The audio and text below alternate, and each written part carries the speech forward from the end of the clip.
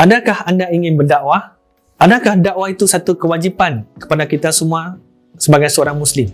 Boleh tak kita menggunakan kaedah rukun Islam dan juga rukun iman untuk menyampaikan Islam kepada non-Muslim? Bismillahirrahmanirrahim.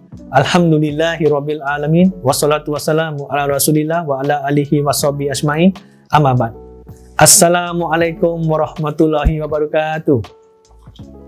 Alhamdulillah, syukur pada Allah Subhanahu Wa Taala kerana dengan izin dan rahmatnya kita dapat bertemu pada sesi ini.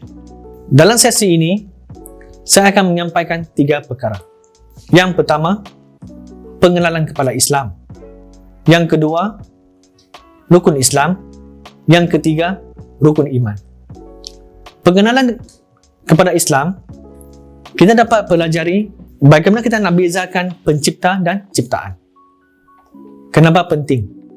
Contoh, sekiranya ada seorang non-Muslim tanyakan kepada kita satu soalan yang mudah sahaja, adakah Tuhan itu wujud? Jadi bagaimana kita nak menjawab soalan yang begitu mudah itu? Adakah jawapan hanya wujud? Tidak.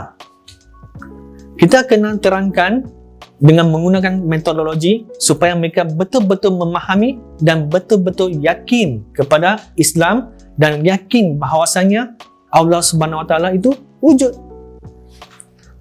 Yang kedua, rukun Islam.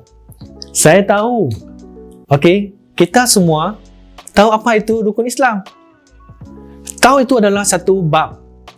Kefahaman pula adalah bab yang lain.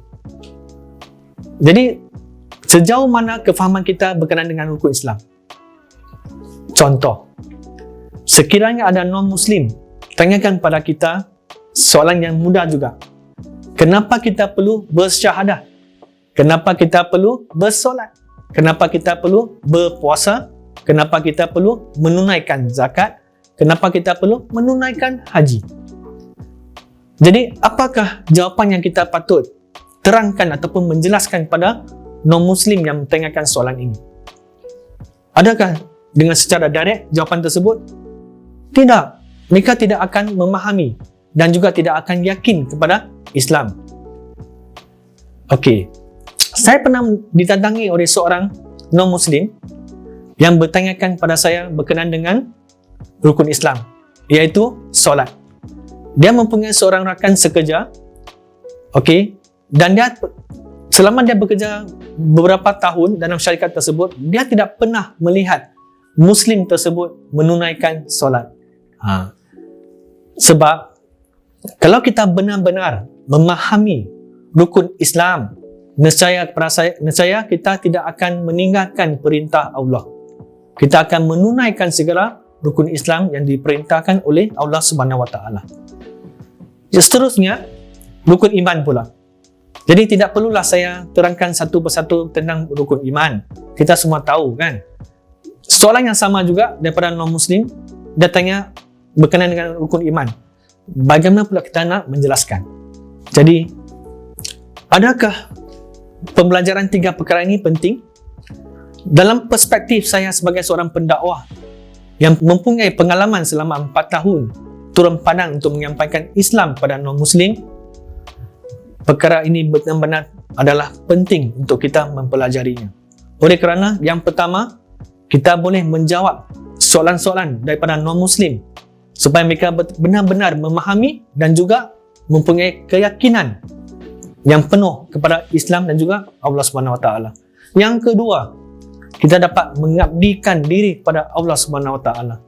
Yang ketiga, kita dapat menyahut seruan daripada Nabi Muhammad SAW, iaitu Nabi kesayangan kita, untuk menyampaikan Islam kepada non-Muslim. Ingat tak? Suruhan daripada Nabi Muhammad SAW, sampaikanlah walaupun satu ayat daripada aku. Saya tahu ini adalah sesi rakaman video dan saya juga ingin sarankan kepada anda supaya jangan anda skip mana-mana video ini. Oleh kerana setiap video mempunyai tips yang berguna untuk kita mempelajarinya supaya kita dapat